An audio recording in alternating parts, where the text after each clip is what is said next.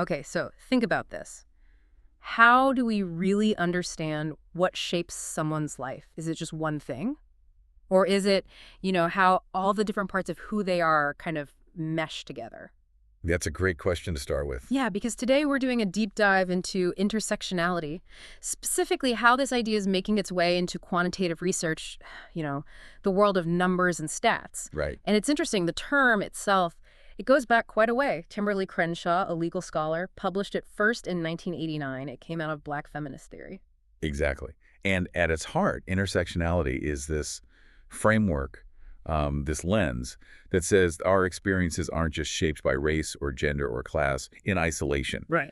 It's about how these social positions like race, gender, socioeconomic status, sexual orientation, Right. how they jointly shape our lives, they interact, they influence each other. You really can't understand one without thinking about the others. Okay, so that's the core idea. Our mission for this deep dive, then, is to see how this really powerful theory is actually being used in quantitative studies. Yeah, how are researchers translating it into numbers? Exactly. What's working? Where are the exciting new developments? But also, crucially, where are the pitfalls?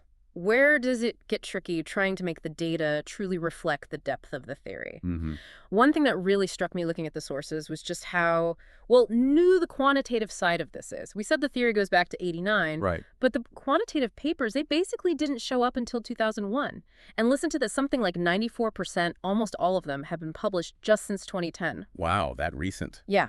Across fields like psychology, sociology, health sciences, it's like an explosion happening right now. Oh, which is fascinating, but also maybe a bit concerning.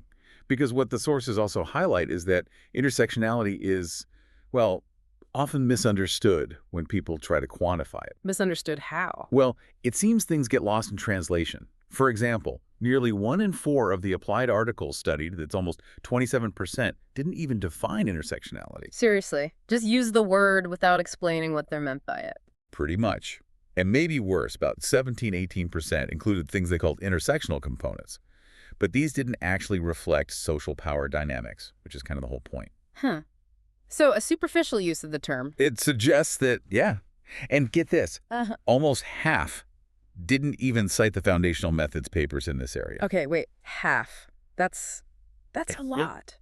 It makes you wonder, are people just grabbing the buzzword? It raises that question. Did this tie into that common mistake people make, where they think intersectionality just means double jeopardy, like if you have two marginalized identities, things are automatically twice as bad? Exactly. That is one of the biggest misinterpretations out there. Intersectionality isn't a simple formula for adding up disadvantages. Right. The theory actually says, hold on, that double jeopardy idea is too simple. Intersectionality is about structuring the question. It asks, how do different contexts and identities combine to create unique experiences, which might be worse, might be different, might even be protective in some odd way? Ah, okay. So it's not predicting the outcome, but framing how we should investigate it. Precisely. Because these social positions and power dynamics, they're super contextual. Things don't just neatly add up in the real world. And this misunderstanding, does it connect to the methods being used? You mentioned issues there too. Yeah, beyond the conceptual fuzziness, the methods themselves have often been pretty basic. Things like standard regression with interaction terms, or just splitting the data by groups. Basic isn't always bad, though, is it? Not necessarily, but the sources show they were often misapplied or the results misinterpreted. Like, there's a really crucial difference between interactions on an additive scale versus a multiplicative scale in regression. Okay, unpack that a little. Additive versus multiplicative. So think of additive interactions as showing the extra bit of risk or whatever outcome you're measuring. That happens when factors combine, beyond just summing their individual effects. That's often really important for public health, like what's the total extra burden on this specific group? Got it. And multiplicative. Multiplicative interactions, which often pop out of certain statistical models, like log-scale models, tell you how risks multiply. It's useful information, but sometimes less direct for understanding the total impact on a population or figuring out causes. If you only look at multiplicative effects and miss significant additive ones. You might underestimate the real problem for certain groups. Exactly. Your policies or interventions might miss the mark because you haven't grasped the full scale of the inequality for that specific intersectional group. Okay, so there are definitely challenges, but it's not all doom and gloom, right? You mentioned the field is evolving. Oh, absolutely. There's some really promising new methods emerging, things like MAHDA, multi-level analysis of individual heterogeneity and discriminatory accuracy, MHG. and also things like decision tree methods. These are more sophisticated tools that let researchers look at outcomes across lots and lots of intersections simultaneously. So better tools are being developed. Yes. The key going forward is making sure researchers using these tools, or even the simpler ones, really get the core ideas of quantitative intersectionality.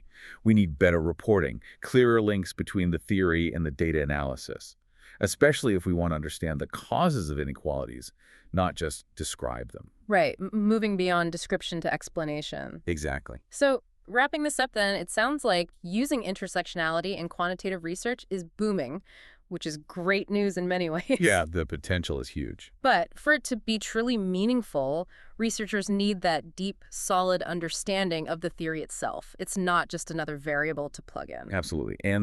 So what here is pretty big. If we do this well, if we use quantitative intersectionality in a robust, theoretically grounded way, Then what? then we can get incredibly powerful insights into really complex health problems, social inequalities, the Right. kind of insights you need to actually inform effective public policy and make real progress on health equity. That makes sense. It moves it from an academic concept to a tool for change. That's the goal. So a final thought for everyone listening, thinking about this joint impact of social positions. What's one aspect of a social issue you care about that might look completely different if you looked at it through an intersectional lens? Something to ponder.